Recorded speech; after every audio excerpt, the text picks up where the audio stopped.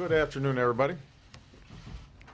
It's no secret that the American people have probably never been more frustrated with Washington. And one of the reasons why that is that over the past 5 years, we've seen an unprecedented pattern of obstruction in Congress that's prevented too much of the American people's business from getting done. All too often, we've seen a single senator or a handful of senators choose to abuse arcane procedural tactics to unilaterally block bipartisan compromises or to prevent well-qualified, patriotic Americans from filling critical positions of public service in our system of government. Now, at a time when millions of Americans have desperately searched for work, repeated abuse of these tactics have blocked legislation that might create jobs. They've defeated actions that would help women fighting for equal pay. They've prevented more progress than we would have liked for striving young immigrants trying to earn their citizenship. Or it's blocked efforts to end tax breaks for companies that are shipping jobs overseas.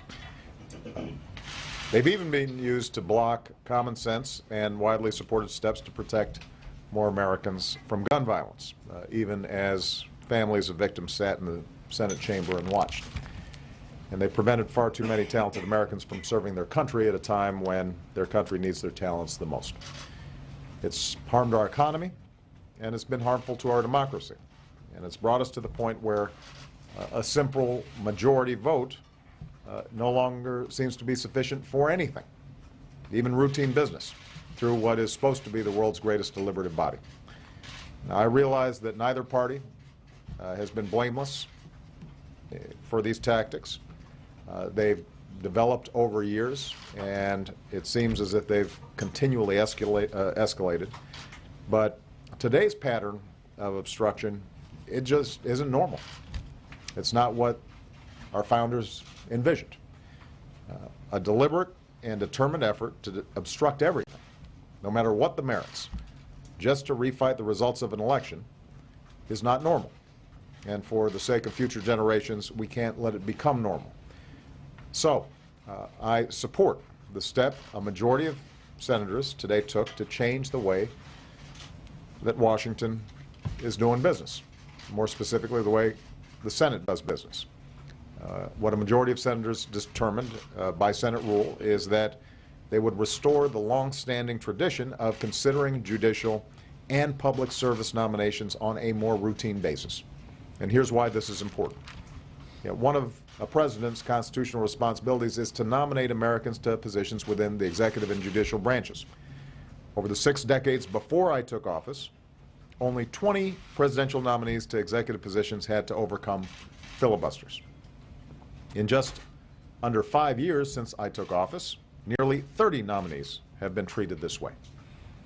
Now, these are all public servants who protect our national security, look out for working families, keep our air and water clean. This year alone, for the first time in history, Senate Republicans filibustered a president's nominee for the Secretary of Defense who used to be a former Republican senator. They tried everything they could to hold up our EPA administrator. They blocked our nominee for our top housing regulator at a time when we need more help for more families to afford a home and prevent what has caused mortgage meltdowns from happening again. And in each of these cases, it's not been because they opposed the person, that there was some assessment that they were unqualified, that there was some scandal that had been unearthed. It was simply because they opposed the policies that the American people voted for in the last election. And this obstruction gets even worse when it comes to the judiciary. The Constitution charges the president with filling vacancies to the federal bench. Every president has exercised this power since George Washington first named justices to the Supreme Court in 1789. But my judicial nominees have waited nearly 2.5 times longer to receive yes or no votes on the Senate floor than those of President Bush. And the ones who eventually do get a vote generally are confirmed with little, if any, dissent. So this isn't obstruction on substance, on qualifications. It's just to gum up the works. And this gridlock in Congress causes gridlock in much of our criminal and civil justice systems. You've seen judges across the country, including a Bush-appointed Chief Justice of the Supreme Court, say these are vital vacancies that need to be filled. And this gridlock has not served the cause of justice. In fact, it's undermined it. Over the past 3 weeks, Senate Republicans again denied a yes or no vote on 3 highly qualified Americans to fill 3 vacancies on the nation's second highest court, even though they have the support of a majority of senators. 4 of President Bush's 6 nominees to this court were confirmed. 4 out of 5 of my nominees to this court have been obstructed. So the vote today, I think, is an indication that a majority of senators believe, as I believe, that enough is enough. The American people's business is far too important to keep falling prey day after day to Washington politics. I'm a former senator. So is my vice president. We both value any Senate's duty to advise and consent. It's important, and we take that very seriously. But a few now refuse to treat that duty of advise and consent with the respect that it deserves. It's no longer used in a responsible way to govern. It's rather used as a reckless and relentless tool to grind all business to a halt. And that's not what our founders intended. And it's certainly not what our country needs right now. And I just want to remind everybody, what's at stake here is not my ability to fulfill my constitutional duty. What's at stake is the ability of any president to fulfill his or her constitutional duty. You know, public service is not a game. It is a privilege. And the consequences of action or inaction are very real.